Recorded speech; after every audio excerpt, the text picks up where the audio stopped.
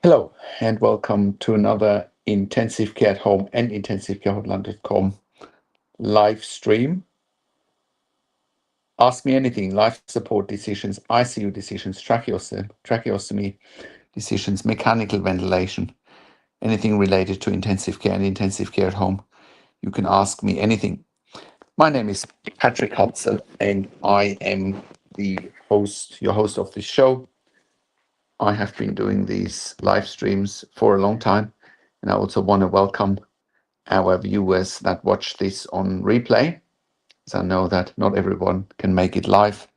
But if you are here live, this is your opportunity to ask me anything in relation to my area of expertise, which is again intensive care and intensive care at home. You can ask me anything about life support decisions, ICU decisions in general, when it comes to decisions about tracheostomy, and of course, intensive care at home. My name is Patrick Hutzel. I'm the host of your show. We'll be going for approximately an hour here, where you have the opportunity to ask me anything. You can type your questions into the chat pad, or you can connect with me live on the StreamYard link here that I posted in the chat pad. Now, what makes me qualified to host a show where you can ask me anything about intensive care at home, where you can ask me about life support decisions in ICU decisions in general, tracheostomy, intensive care at home.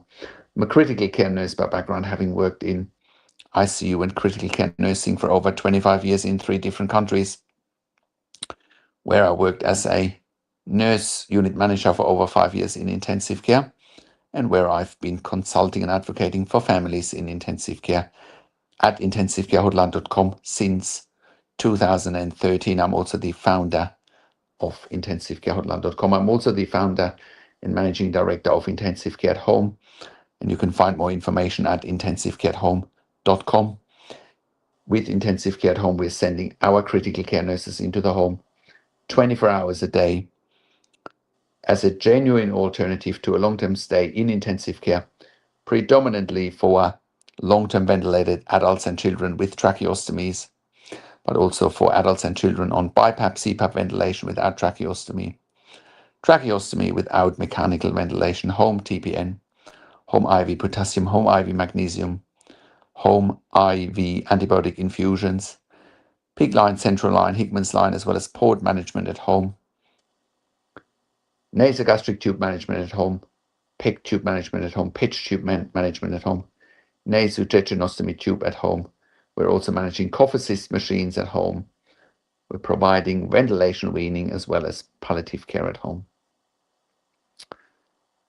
And we are also providing level 2 and level 3 NDI support coordination with intensive care at home.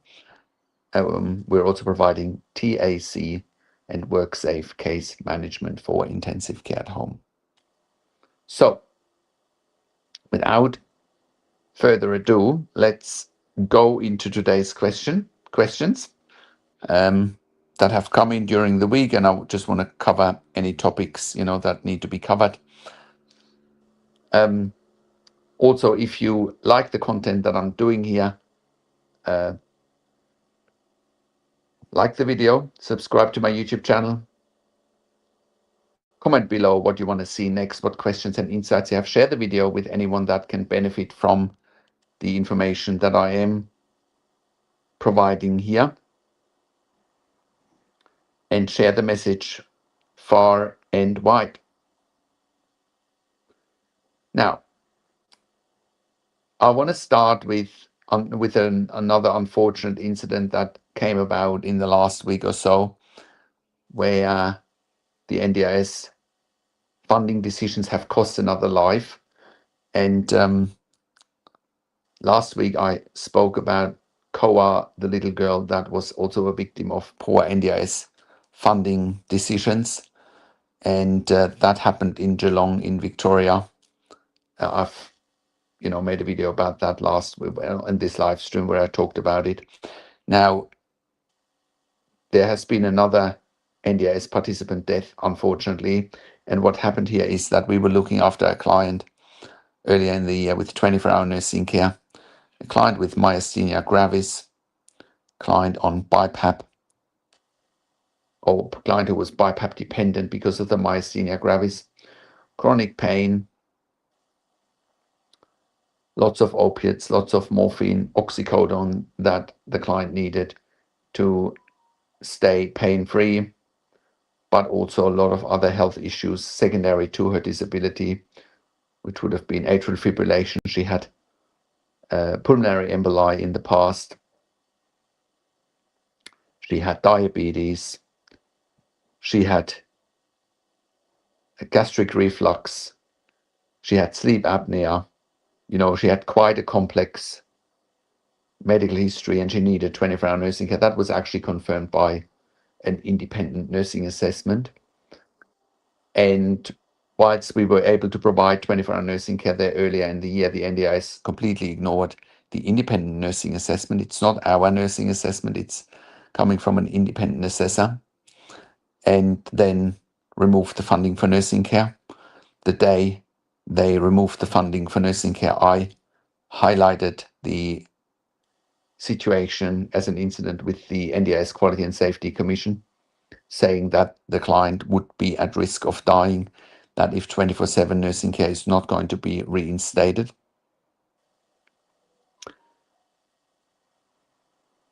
The incident on the Quality and Safety Commission website got closed 2 weeks later without any action being taken from the NDIS Quality and Safety Commission against the NDIS, or without any action taken from the NDIS, even though they had access to the independent NDIS nursing assessment that clearly demanded 24-hour nursing care with critical care nurses for this patient, for this client, I should say. The incident got closed without any accountability, without any further action taken. We know from the client that, from the client's husband, that she spent most of her remaining days in ICU, and you already can see where this is going when I say, she spent her remaining days in ICU.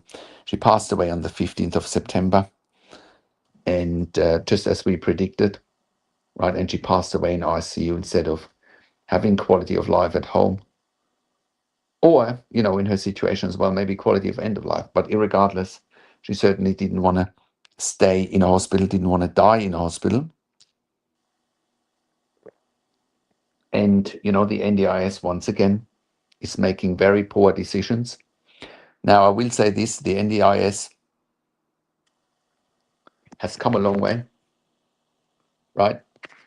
And, given where the NDIS started to fund nursing care in late 2019, it certainly has come a long way, I will admit that, and it certainly has improved the lives for many clients and their families. It still has a long way to go, though, and it has a long way to go, especially around accountability, or the lack thereof, because there is no accountability. Patients have died, and I've highlighted this on this blog, because of poor decision making from NDIS bureaucrats who don't understand the clinical side of the NDIS, and that poor decision making has clearly led to, unfortunately, patients and clients passing away unnecessarily, and it would have been preventable. Okay, let's then move on to other questions that have come in during the week. One question that has come in is from Dominique, who says, "Hi, Patrick. My husband is in ICU and it's almost like they're testing to see how close he is to death with their hidden agenda. About a week ago, they told me his brain is very good, and as he woke up within 2 minutes and he did a few commands and they sedated him again, which I was happy about because I was told that they were going to keep him awake. One time they went to wake him up and he reached straight away for the breathing tube. What do they do instead of exploring all different alternatives to help him and to relax him? They sedate him and sedation is getting overused. I felt they were testing to see if their drugs have affected him yet, and if not, instead of waking him up and progress well, they hindered his progress to fit their narrative. That is very sick because obviously I know from that operation he's not as sick as they are portraying him to be. I see another agenda happening in front of me, and they're denying and avoiding my questions. All of the questions are about my husband's health and well-being. I want to understand better to be the best for him. Am I doing the right thing? From Dominique. Well, Dominique, I can tell you, you are doing exactly the right thing.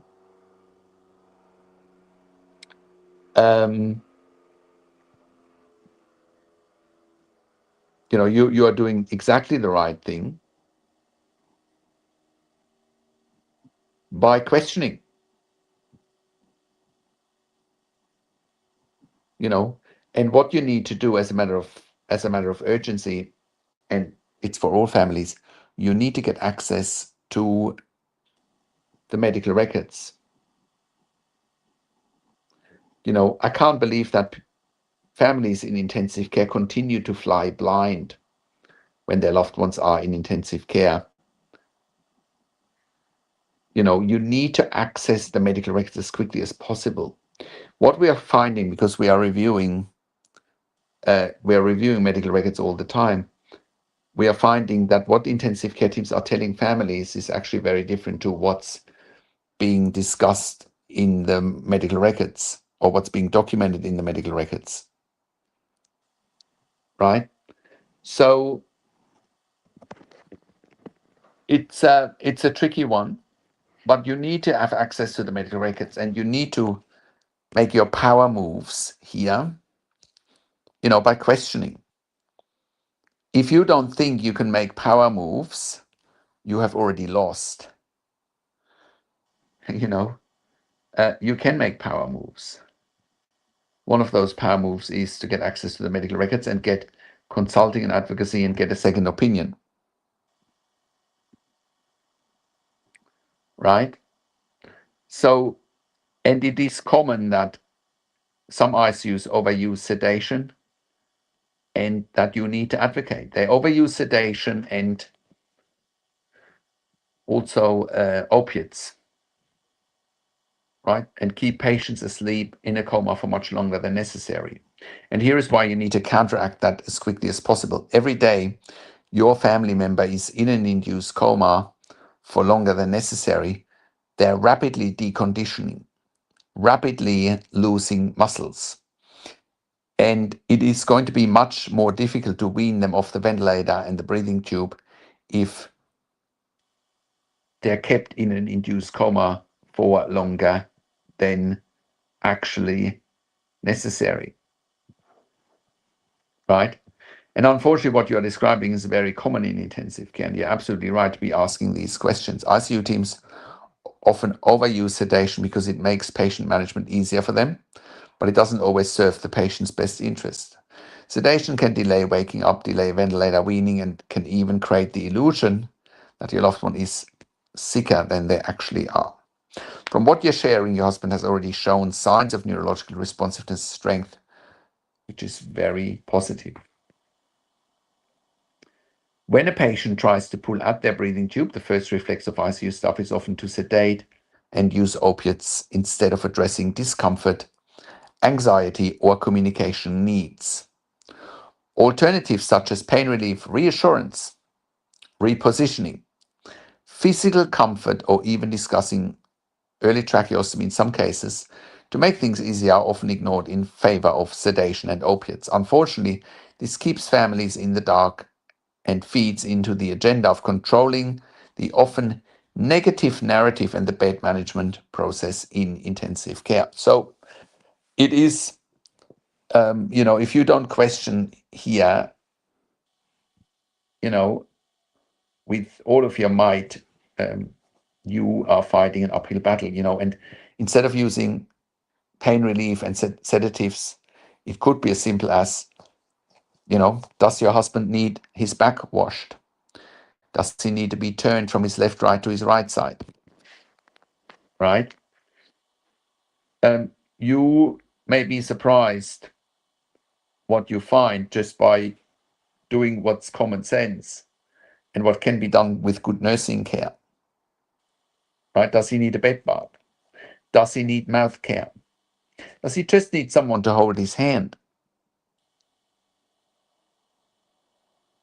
Right? Before using sedatives and opiates and God knows what. So you're absolutely doing the right thing. By asking questions, observing carefully, and refusing to accept vague answers, you are advocating for your husband. ICU teams often have competing interests, such as freeing up ICU beds because they're in such high demand, financial management, or simply making things easier for staff. That's why families who ask the right questions and seek second opinions are the ones who can influence better outcomes. So here's my advice. Get access to the medical records. That is number one. Keep questioning sedation and opiate use and ask for sedation breaks, spontaneous awakening trials. Ask why sedation is necessary instead of exploring alternatives. Ask for ventilation settings, right? Your husband might be much closer to have the breathing tube removed than you might think. And ask and insist on regular neurological assessments when sedation and opiates are off. If your husband can follow commands and show responsiveness, that's very, very encouraging. Push for early extubation. Can he be extubated onto BiPAP, CPAP? Can he be extubated onto high-flow nasal prongs? Can he be mobilized as quickly as possible? And if all of that is not an option, legitimately not an option, does he need a tracheostomy? Always remember, in intensive care, you don't question, you don't get the answer. And the reality is ICU teams will not volunteer information unless you ask specifically. You're doing the right thing, Dominique. Keep going. But you also need to get access to the medical records. You also need either myself or another advocate to talk to them directly. But you need to have an advocate who understands intensive care inside out. Otherwise, you, again, are fighting an uphill battle. Don't let the intensive care team give you smoke and mirrors, right? Because that's what it often is. It's smoke and mirrors. But you also need to know what you're looking for and what you need to advocate for, right? If you're not doing that, you are fighting an uphill battle.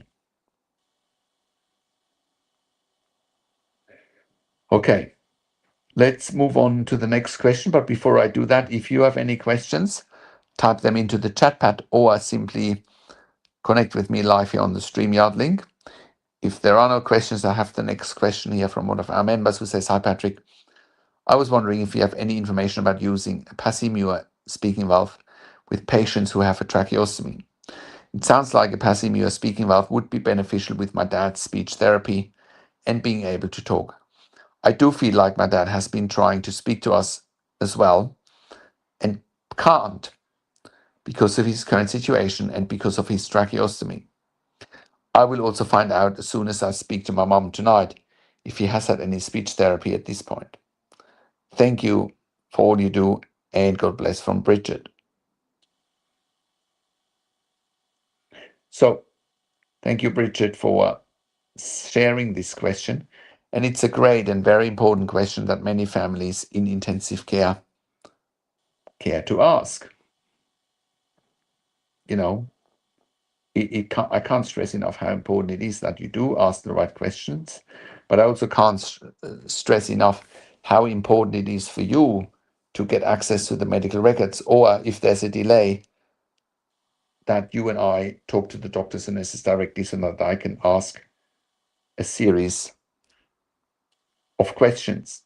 So, coming back to your question, Bridget, when someone has a tracheostomy in intensive care, one of the biggest challenges is communication. Families often feel distressed because their loved one is alert, trying to speak, but simply cannot be heard. That's where the Passimure valve, also known as the speaking valve, comes into play. Now, some patients in ICU can actually write on a piece of paper or even on a PC or on an iPad, but that doesn't seem to be the case with your dad's situation, right? But here's what you need to know. The Passimure valve is a one-way speaking valve. It allows your dad to breathe in through the tracheostomy, but forces the exhaled air to go past the vocal cords and out through the mouth and nose. This makes speech possible again. Next, it actually helps with speech therapy. Speech therapists in ICU and rehab settings often use the Passimure valve not only to help with communication, but also to assess swallowing, secretion management, and the possibility of progressing towards decannulation, which is the removal of the tracheostomy. But not every patient is ready immediately. To use the valve safely, your dad needs to be alert enough to manage secretions, have the tracheostomy cuff deflated, have stable breathing and oxygen levels, and needs to be assessed by a speech pathologist or a critical care nurse familiar with tracheostomy and Passimure valve use. But it's more than just talking, because the Passimure valve can also improve swallowing, reduce aspiration risk, help re-establish a normal breathing pattern, and improve quality of life dramatically, because your dad will finally be able to communicate directly his needs. So in summary, yes, the Passimure valve can absolutely help your dad speak after tracheostomy, but it needs to be assessed and managed by the ICU team speech therapy or tracheostomy trained nurses, which are really only critical care nurses. I've seen many patients light up with relief the first time they can say hello to their families again after weeks or months of silence. If your dad hasn't had a speech therapy review yet, I strongly recommend you push for it as soon as possible. Don't wait. This can make all the difference for his recovery and quality of life. So that covers that. Now, if you have any questions, type them in the chat pad or connect with me live here on the StreamYard link. The link is in the chat pad. If there are no questions, I will carry on with the next question that's come in from a reader and client. And the reader says, "Hi Patrick, it is my concern that they have pumped him full of so many fluids and have not given him the medical care he needed in the beginning to survive this. I feel like they have taken away the chance he had to survive this, because from the beginning they recommended pulling him from life support, stating he had no chance, zero chance of recovering from the anoxic brain injury. I've only asked for time to see if he could wake up. They do not want him in the ICU.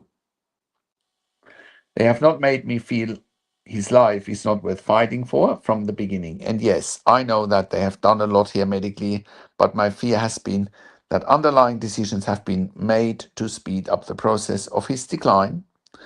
One of those things being pumping him so full of so many fluids, not replacing a bad port on his right side that was clotting, then switching to a 3-hour dialysis that was not good for him, waiting too long and allowing him to fill up with too many fluids after 2 cardiac arrests. They finally outpoured in the left side. That has worked just fine. They refuse TPN for him. They refuse TPN for him.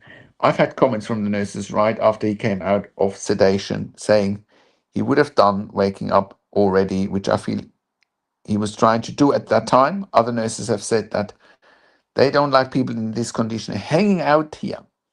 That's terrible when nurses say something like that in ICU.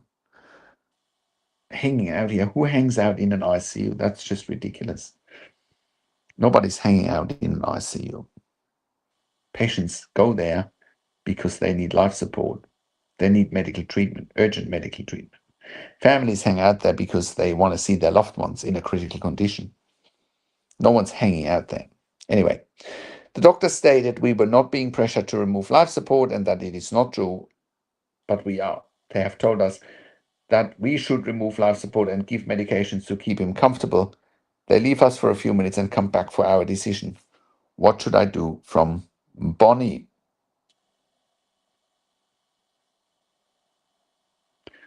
Okay, so Bonnie, here's my take. What you're describing is unfortunately very common in intensive care. Families are often told very early on after an anoxic brain injury that there's quote unquote zero chance of recovery. But the reality is nobody knows for sure what your loved one's trajectory will look like in the days, weeks, and months after cardiac arrest.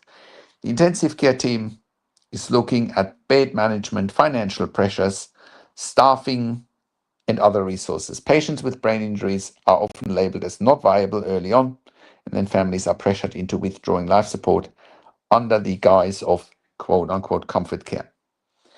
And you're absolutely right to be concerned about fluid overload, which can worsen heart, lung, and kidney function.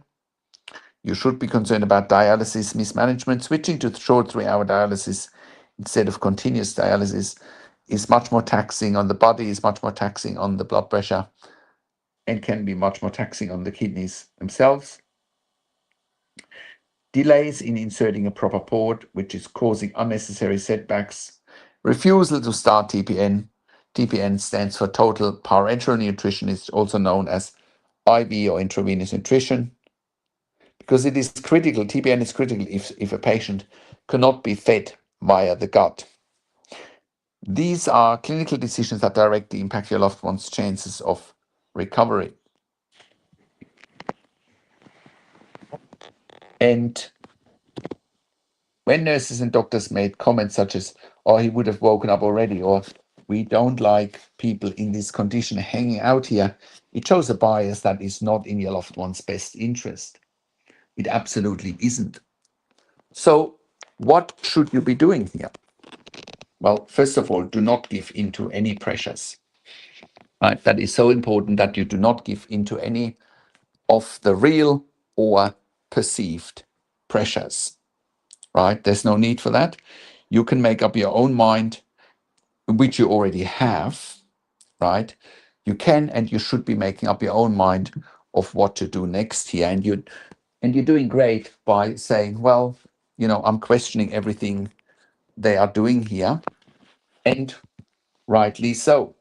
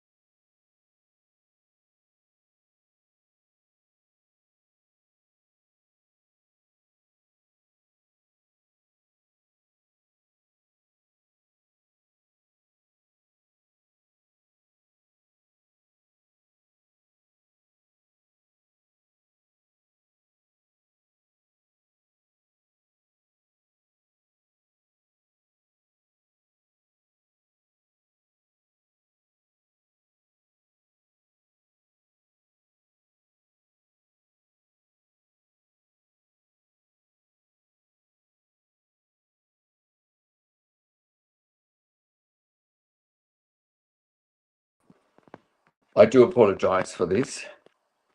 I do apologize. I hope you can hear me now.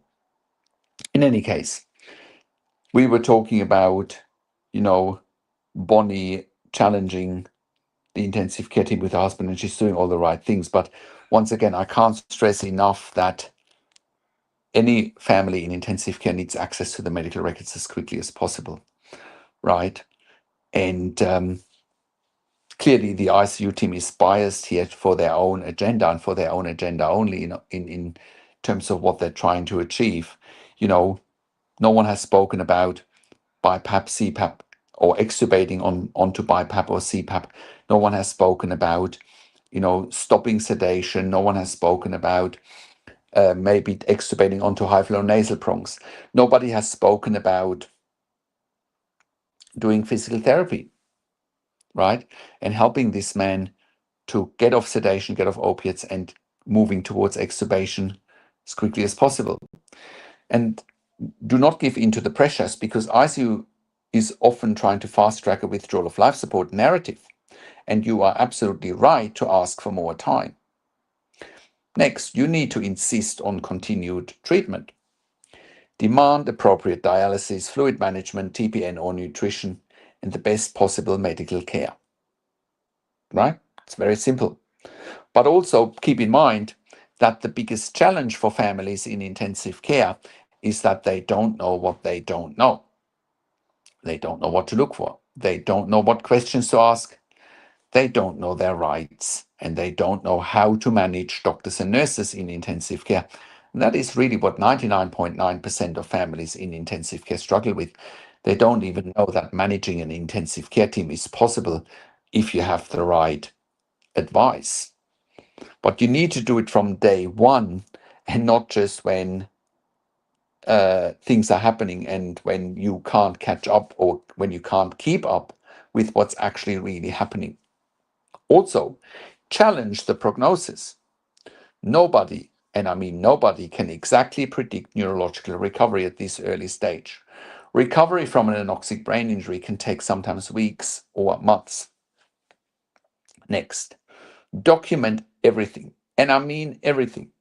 Every comment from nurses and doctors that pressures you to withdraw life support, write it down. It creates accountability. Also, I know I sound like a broken record, but that's also why you need access to the medical records, so you can actually see that what's documented in the medical records is what's actually happening out there in the real world, and that what's documenting is actually what they're doing with your husband and vice versa. And also, of course, get professional advocacy. You need to get advocacy from myself and from intensivecarehotline.com. We have changed seemingly impossible situations around, right? We've turned them around. We've saved many lives for our clients in intensive care over the years, and that is all documented on our intensivecarehotline.com testimonial section, and it's documented on our intensivecarehotline.com podcast section where we've done client interviews. And you're absolutely right, Bonnie. The bottom line is the ICU team is inappropriately pressuring you to stop life support when your loved one probably still has a chance. Keep in mind that 70 to 90% of intensive care patients actually survive. So that means the odds are in your husband's favor, right? Unfortunately, the intensive care system is set up to save resources, not necessarily to save lives when things get difficult, and a prolonged recovery is needed to help your husband survive. And what you should do is clearly you need to hold your ground, get the right advice, and don't make rushed decisions. Time is your ally in intensive care, actually. Time is not your enemy. So I hope that helps. If you have any questions, please type them into the chat pad or connect with me live here on the StreamYard link. If you don't have any questions, I will carry on with the next question that came in during the week from Tony. Tony says, "Hi Patrick, my husband is in ICU and they are telling me the only thing left to do is to let him die. Is this true? That nothing else can be done? They still refuse any TPN for him. My husband's had a cardiac arrest 7 days ago. He's gotten an anoxic brain injury. He's not waking up even though sedation and opiates have been stopped. And he has a bowel obstruction. Please help from Tony. So,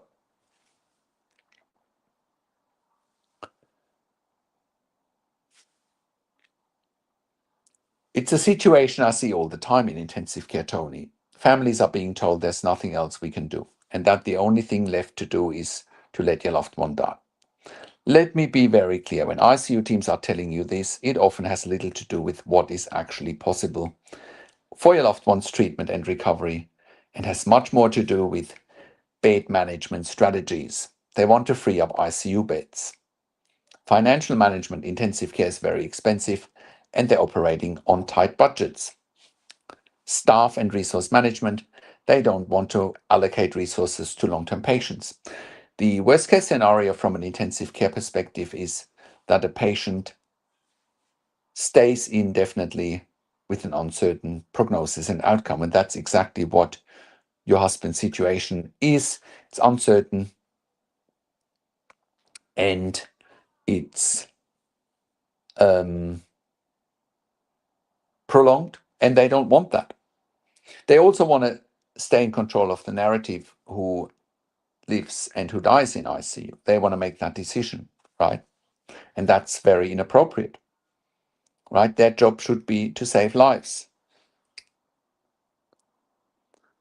Next, there is a narrative of futility of treatment, which is often premature and designed to steer you towards withdrawal of treatment inappropriately and prematurely.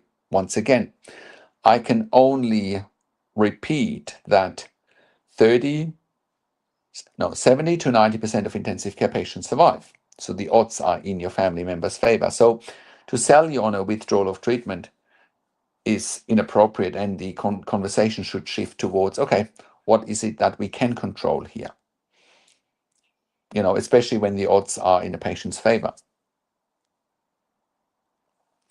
Obviously, your husband had a cardiac arrest with an anoxic brain injury, and it's very serious, but the idea that nothing else can be done after only 7 days is simply not true. Recovery from an anoxic brain injury can take weeks and months, not days. I have worked with many families in intensive care where patients have been given no hope by ICU teams at day 7, 10, or even 14, and yet months later, those patients made significant recoveries. I've even got podcasts where I've interviewed clients that have been in situations like that, right? The fact that your husband has a bowel obstruction and is being denied TPN stands for total parenteral nutrition, also known as IV nutrition, intravenous nutrition, is deeply concerning because they're basically denying your husband nutrition. Now, getting nutrition is a basic human right, and it's vital in ICU. Studies have shown that if patients are not being adequately given nutrition, they have poor outcomes. And nutrition is vital in ICU, especially after cardiac arrest and brain injury. If your husband cannot have enteral feeding due to the bowel obstruction, TPN is absolutely essential and the standard of care, and needs to be initiated as a matter of urgency to avoid malnutrition, muscle wasting, infections, and further complications. Here's what you need to do immediately. Number one, once again, you need to get access to the medical records. How come you haven't got access to the medical records?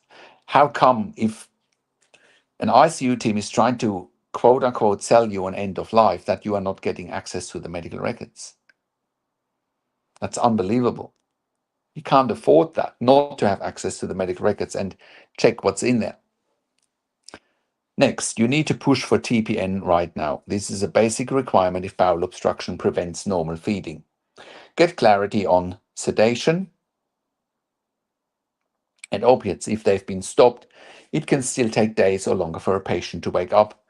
Ask if the kidneys and the liver is working, right? Because if the kidney and the liver is not working, then that might also delay your husband waking up, right? Ask for a clear neurological assessment and prognosis timelines, not just he won't wake up. Have they done an EEG? Have they done a CT scan of the brain? Have they done an MRI scan of the brain? Right? Has a neurologist even seen him? Next, do not let them rush you into withdrawal of life support. It's your decision, not theirs. Ask if this is a real or a perceived end of life situation. Well, what's the difference? I'm glad you've asked.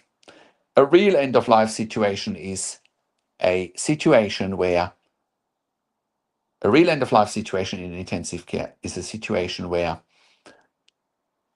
nothing will save your husband's life. Nothing. No surgery, no treatment, no equipment, no medication, no nothing will save your husband's life. That's a real end of life situation. An end of life is imminent. Your husband's going to die within hours. That is a real end of life situation. Everything else is a perceived end of life situation. What that means is there's a perception that your loved one might die. Well, we're all going to die, right? But the question is when and how, right? So, it's a perceived end of life situation. They perceive that your husband will die and that it's quote unquote in his best interest to die, which I've yet to find out how it could be in someone's best interest to die unless they want to die, right? You also have to ask, where's the rush to kill someone? Where's the urgency to kill someone? Right? Ask that question. It's highly relevant. And of course, once again, get access to the medical records and get specialist advocacy, which is what we provide here at intensivecarehotline.com, to keep your husband's treatment going and make sure he gets every chance to recovery and making sure he gets best care and treatment always. And Tony, it's simply not true that nothing else can be done. Unless it's a real end of life situation, a lot can be done. What is true is that ICUs trying to push their agenda and narrative of end of life care because it suits them often. Not your husband and not you. Your husband needs time, proper nutrition, treatment for his bowel obstruction, and ongoing critical care to save his life. Don't let them pressure you into making a premature life or death decision after only 7 days. Right? Also,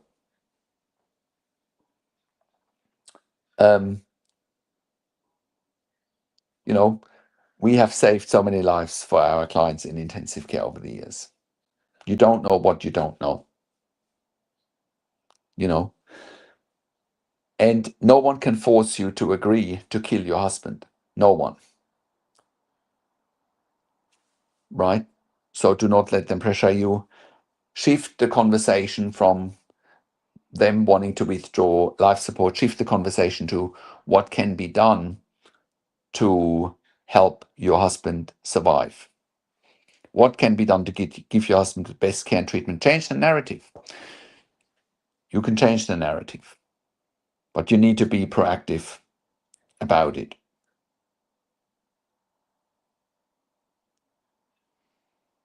Okay, so let's move on to the next question.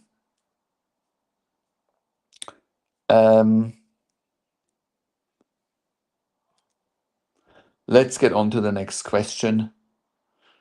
And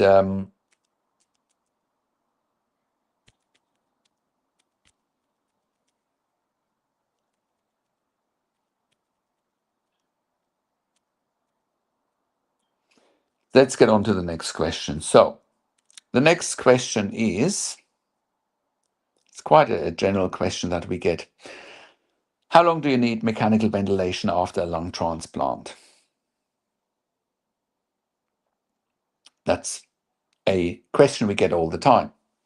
So the reality is it really depends on the situation. In a straightforward lung transplant where surgery goes well, the donor lungs are a good match and there are no immediate complications. Your loved one may only need a ventilator for 24 to 72 hours. Sometimes they can be extubated within a couple of days or even less. I've certainly seen all of that when I worked in ICU. I've looked after plenty of patients in ICU with lung transplant, heart transplant as well.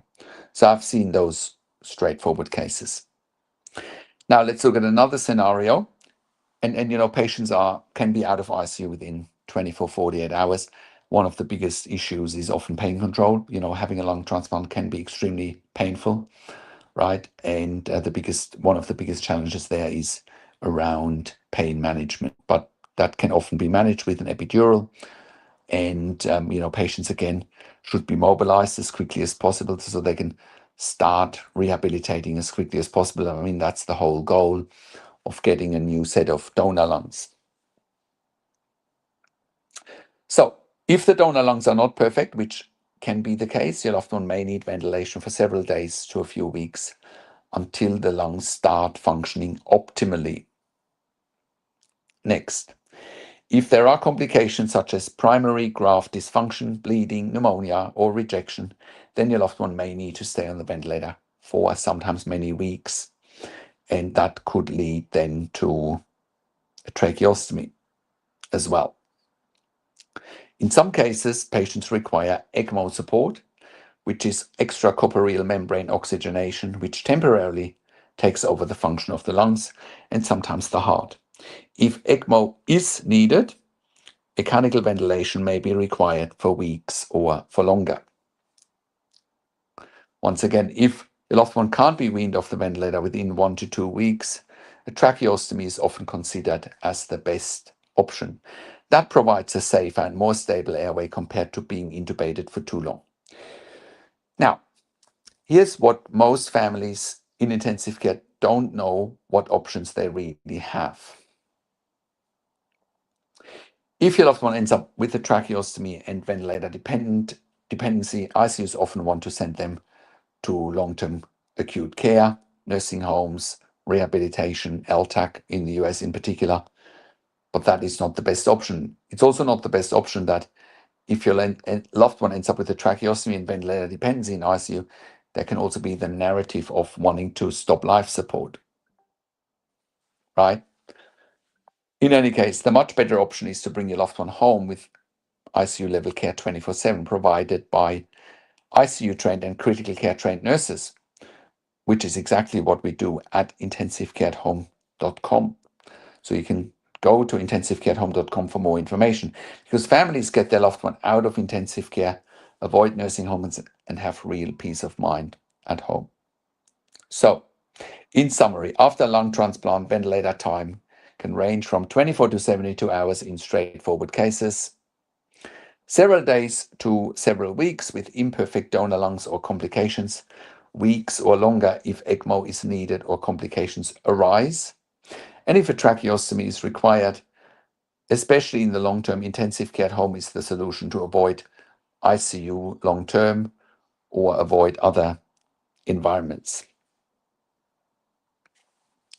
So I hope that helps you understand what you may expect after a lung transplant. So if you have any questions, please type them into the chat pad or connect with me live here on the StreamYard link.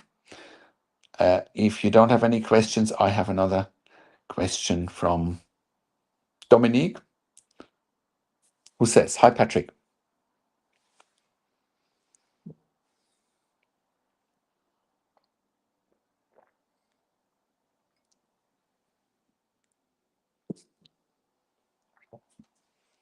Hi, Patrick. I feel they're weaning my husband too early before he's ready, and as he struggles to breathe when they reduce the ventilator.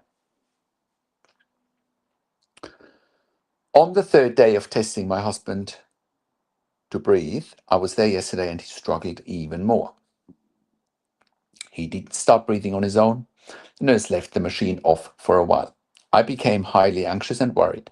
I said to the nurse to put the ventilator back on after 3 or 4 seconds, which was completely ignored, and they left it for about 10 seconds upwards before switching the ventilator back on, stressing my husband out. They should not have done that. Again, I perceive that as medical negligence. They have been over-sedating him during his stay, and I have been trying to get the sedation and opiates reduced out of health concerns and because I was doing my own research. Despite his x-ray coming back clear a few days ago, they took him down for another x-ray yesterday. It seems that they are using any excuse they can to sedate him to justify sedating him even more, when he didn't need to be sedated at all, making it look like they want side effects to harm his health. Please help. I'm worried they won't be able to extubate him and that he needs a tracheostomy instead. It's a really important question, Dominique, and many families in intensive care face this situation when their loved one is ventilated and sedated. First of all, weaning a patient off the ventilator should never be rushed. If your husband is struggling to breathe when the ventilator support is reduced, it's a clear sign that his lungs, respiratory muscles, or overall condition are not ready yet. Pushing too early can lead to setbacks, complications, and unnecessary stress for both the patient and the family.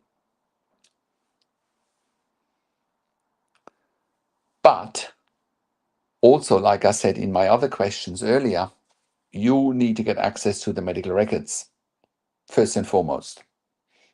For anyone watching this, you have a family member in intensive care. First step, you need to get access to the medical records so that you can actually, do your research. It's much easier to get a second opinion, and you actually have to watch that what you're seeing in the medical records is matching on what they're doing. From what you are describing, it sounds like the ICU team is attempting spontaneous breathing trials, but the fact that he's not initiating breaths and becoming distressed is concerning. Proper weaning requires careful monitoring, not simply testing to see if the patient can breathe. This needs to be clinically assessed with parameters such as blood gases, oxygen levels, tidal volumes, and respiratory effort. Your concern about over-sedation is valid too. Sedation is often overused in ICU, sometimes as a way to manage staffing, shortages, or bed management, but prolonged sedation delays weaning, weakens muscles, increases the risk of delirium, psychosis, pneumonia, and long-term complications. Families like yours often need to push to have sedation minimized as much as possible so the patient can wake up and participate in their own recovery. If I haven't said it often enough, if you have a family member in intensive care, you need to get access to the medical records right now.